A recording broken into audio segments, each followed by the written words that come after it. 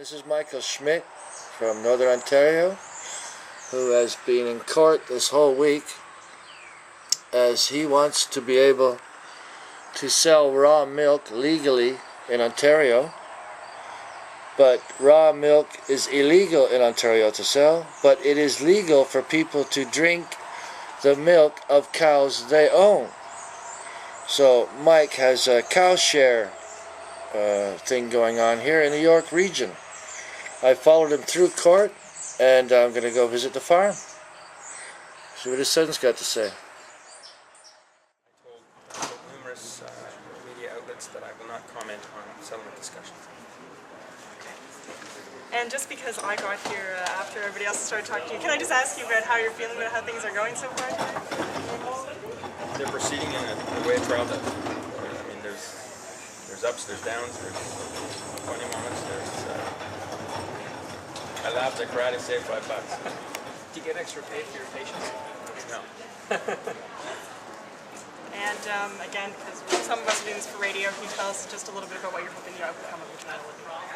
What we're looking for is a finding of contempt, for the court to find contempt. My ideal outcome would be a finding of contempt and some kind of a message to Mr. Schmidt to stop doing this work. That's our only concern. We don't want him distributing unpasteurized milk in York region. That's what this is all about. I have no other agenda than to get him to comply with the law. Can I ask one question here, please? Did you breastfeed from your mother? Is that unpasteurized milk? Hi, Mike. Hi, Dave. How you doing today? Very good. Okay, you got a beautiful farm here. Your dad's not here today, but he said that you're going to show us around the farm today, right? Yes, I will. All right, thank you very much. I'm following you. Good. So, Marcus, we're here now in the belly of the farm where the cows are actually brought in to be milked. Just run me through it quick. That's correct. Here we have our 8-stall milking parlor. We can milk 8 cows at a time. Here you can see we have all the milkers, and basically we stand down here and we have all the cows up on this pedestal here, and we milk them from behind. So we milk twice daily, and it takes about an hour per milking. How many cows come through here? Right now we're doing 24 cows that we milk. That can range. Usually in the spring we'll have a few more. And Go ahead. And once the milk's in here, right? Yes. It's then put into taken to another room? Yes. Once we have the milk in here, we can let it go through and it gets pumped. But it's not warmed or heated in any way?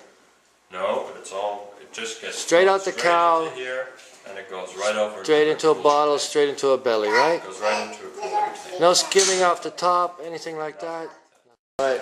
We're in the dairy now. Just explain what's going on in the dairy. So this is our dairy. This is where we do all of our processing of our dairy products, our cheese, quark, butter, and the bottling of the milk, of course. This here is our main bulk tank. So from where we were just in the milking parlor now, any of that milk that is brought over here is pumped directly into that tank for cooling. That way we can keep it for any amount of time.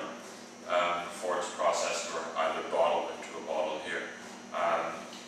So when we bottle it, it actually gets bottled right from the tank into the bottle, and then it goes straight back into the cooling unit, ready for our distribution to our cow share members. Right. Also here we have our cheese vat. We do all of our cheese in there, which right now is not so much because we have such a high demand for just the straight milk. We barely can keep up with the demand, and so our cheese production is a bit down. You make butter here too, Marcus? Yes. Cream cheese, anything like that? Yep. But because of our high demands, we have trouble doing a lot of that right now. Keeping up, in other words. Yeah. There's so many people that want just the straight milk. So some of the equipment you actually see in here, like this cheese vat, some of the tables in here, proofer, and all the cheese making tools, and that was all stuff that was confiscated by Oh, the really? NR. And how long did it take to get all that stuff back? I understand it took quite a while. I believe it took 1.5 years Really? before we actually got it back. Really? We repeatedly tried, even through court processes to get it back, and they refused to bring it back. So that must have inhibited your business potential at that time. Can I ask one question here, please? Did you breastfeed from your mother? Is that unpasteurized milk? Could I see another question?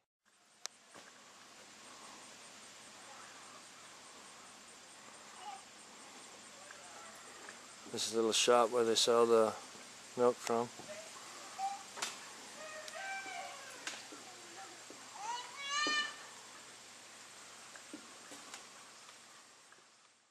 We have all of our local cow share members come and pick up their dairy products, but as well for the public we have any types of baking that you would like. We do a lot of breads and cakes and buns and pretzels. An organization that they're called the Ontario Landowners Association, which we became a part of. You and your father are both card-carrying members? We're both members, yeah. Right. And we actually became aware of them when we had the raid on the farm. They actually were kind enough to come by and offer their support. And ever since we've gone along with them and joined up as members. And basically the organization is all about helping out landowners in all regions of Ontario. Have you had any direct support from the organization? Yes, we have, especially on just after the raid. We had a lot of support. We never knew if there was going to be another raid, and so they were all on call and ready to come and support us if that raid ever happened again, which of course it never did. Right. Can I ask one question here, please? Did you breastfeed from your mother? Is that unpasteurized milk? Could I see another question? Okay, Mike, I want to thank you for showing me around this wonderful, lovely farm you got here. I just got a couple of questions to finalize up here. And one is, would you say a happy cow gives good milk, and are your cows happy? I would definitely say so. It has everything to do with their environment and how they're raised. It all has to do, and in the end, it all has an impact on the final product, just as much as the feed or anything else does. And do you hug your cows? Once in a while, we all hug our cows. Okay. And the final question, I asked this question to your prosecutor at court when he was outside. Prostitute. Sorry. Prosecutor at court, yeah? And I asked him, well, I'll ask you the same question, okay? Did you breastfeed as a child? And would you pasteurize your mother's breast milk? No, definitely not.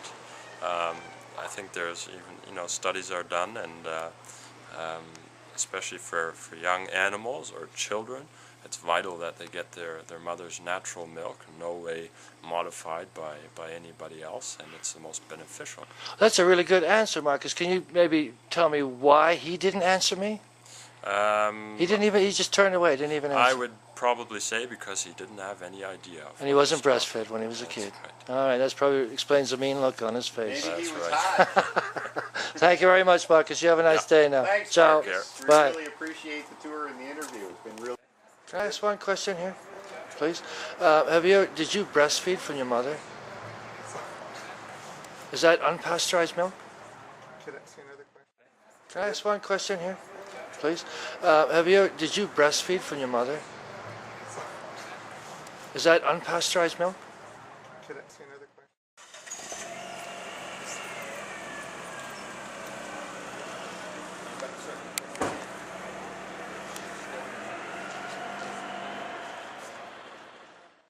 Can I ask one question here, please? Did you breastfeed from your mother? Is that unpasteurized milk? Can I see another